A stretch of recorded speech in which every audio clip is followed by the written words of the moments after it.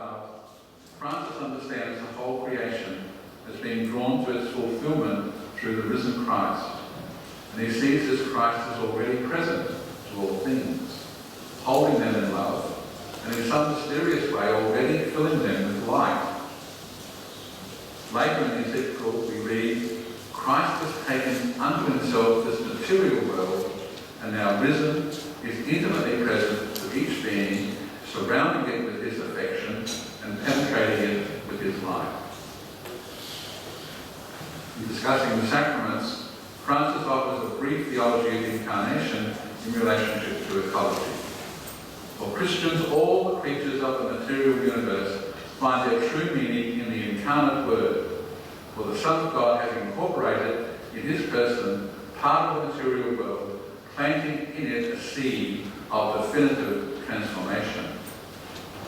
In discussing the Eucharist, Francis writes, this transformation is already present in anticipation. In the Eucharist, he says, fullness is already achieved.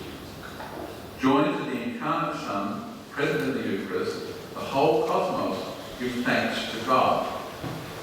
In discussing the Sabbath, Francis points to Sundays as times to be mindful of resurrection and new creation, when we are led to recognize that the risen humanity of Christ is already the pledge of the final transfiguration of all created reality. Francis takes the universal communion to its most sublime level in his very brief words on the Trinity towards the end. Building on the theology of the divine persons as radically relational, he sees the world of creatures as a web of relationships which is created according to the divine model. He notes that here we human beings can see a key to our own fulfillment.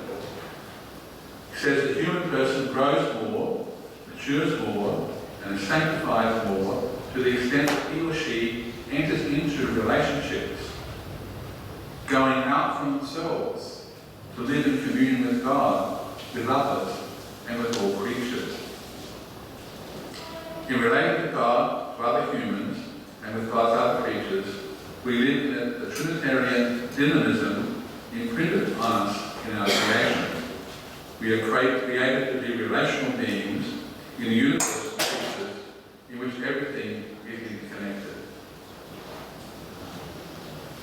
Francis writes that eternal life will be a shared experience of awe in which every creature, resplendently transfigured, will take its rightful place and will have something to give those poor men and women who've been liberated once and for all. This vision of the communion of creation, immensely deepened by our theology of the Incarnation and Resurrection, impels us to give ourselves to the care of our common home. God has taken earth and its creatures to God's self, irrevocably in the Incarnation. In words that echo Karl Rahner, Pope Francis writes, in the heart of this world, the Lord of life, who loves us so much, is always present. He does not abandon us. He does not leave us alone, for he has united himself definitively to our earth, and his love constantly impels us to find new ways forward.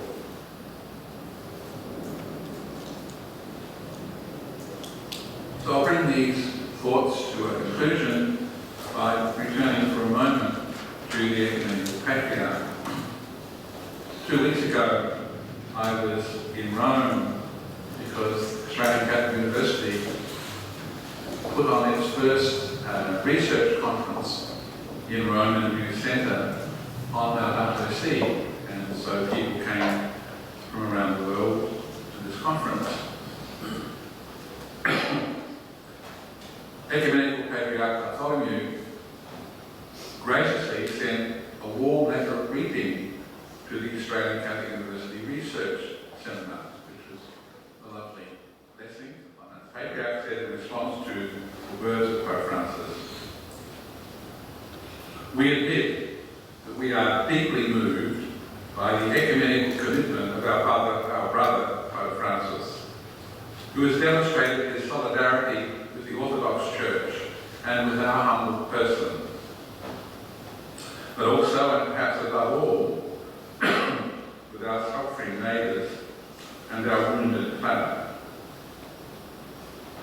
Patriarch went on to express his full agreement and long commitment to these two aspects of environmental action towards our suffering neighbour and our wounded planet, holding them strongly together. That Francis himself unites with his own concept of integral ecology. The Patriarch says, first, any proper response to the crisis of climate change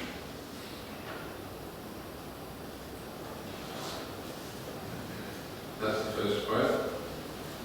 We admit that we are deeply moved by the ecumenical movement of our Pope Francis, who has demonstrated solidarity with the Orthodox Church and with our humble person, but also, and perhaps above all, with our suffering neighbours and our wounded planet. First, any proper response to the crisis of climate change must be collective and comprehensive. It must include all sectors of society and disciplines of science, all Christian and religious congregations, as well as all citizens and leaders of the global community. Secondly, any appropriate response to the abuse and destruction of God's creation must involve reconciliation and healing of the most vulnerable. These words, of course, of the Ecumenical Patriarch Bartholomew show profound unity of key aspects of Francis's words in Laudato Si. The Patriarch goes on to repeat words published on the day of the release of the papal encyclical.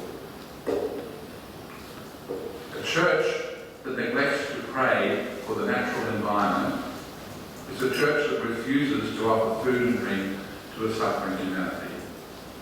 At the same time, a society that ignores the mandate to care for all human beings is a society that mistreats the very creation of God.